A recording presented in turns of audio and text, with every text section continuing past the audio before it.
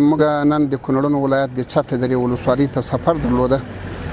دلته مو علماء سره له سپینګیرو سره او د ولسوالۍ له مجاهدینو او مسؤلینو سره له نږدې مجلسونه وکړل. الحمدلله د امنیت په برخه کې د ولسوالۍ وضعیت ډیر برابر او د ډاډ وړو ولسونو ته هم په دې برخه کې کامل ډاډ او اطمینان ورکړي چې ان شاء الله د امنیت په برخه کې موږ هیڅ نه واستون زنه لرو او د ولسونو غوښتنه دا و چې پرختیايي پروژې باید دلته توجه ورته وسی.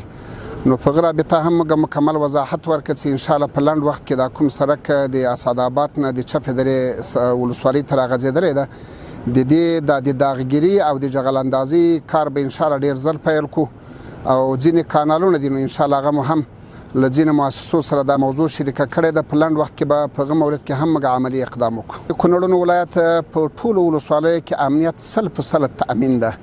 په یو ولسوالۍ کې هم موږ کومه امنیتي پیښه نه لرو او د ولسونو غوښتنه دا ده ترڅو دغه امنیتي ترتیب نور هم مضبوط سي او د فرختیايي پروژو ته د اسلامي امارت له خوا توجه وسی.